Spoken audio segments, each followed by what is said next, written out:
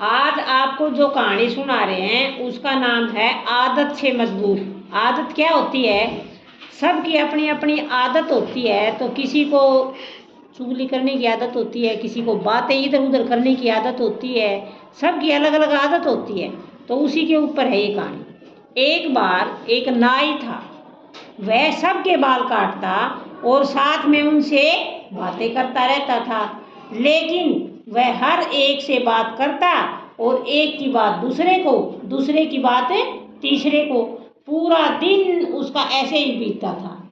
एक दिन राजा के आदमी आए और उसको राजा के पास ले गए, महल में राजा की कटिंग करने के लिए, और बोले भाई राजा की अच्छी सी कटिंग कर दो। जब वह राजा के कटिंग करने लगा तो उसने देखा राजा के जो कान थे वह गधे के कान थे, यानी कि लंबे बड़े बड़े।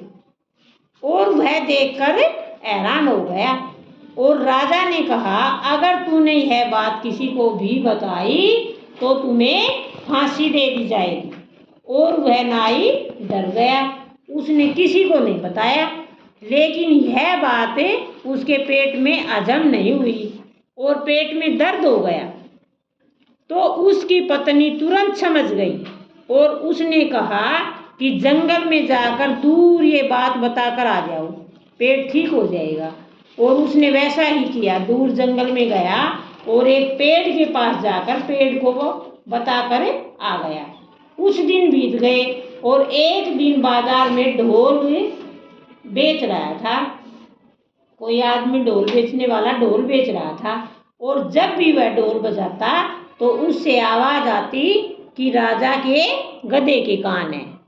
बजाता तभी आवाज़ आती राजा के गधे के कान है।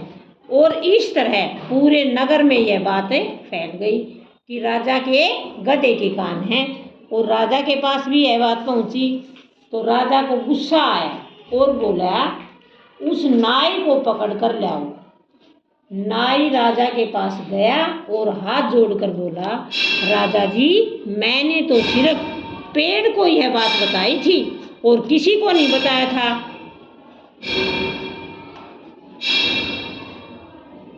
इससे वह और किसी को नहीं बताया तो मतलब क्या हुआ कि उस पेड़ की लकड़ी से वह ढोल बन गया था, इसमें मेरा क्या कसूर।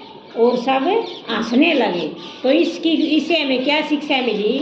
इंसान अपनी आदतों का गुलाम है। ओके।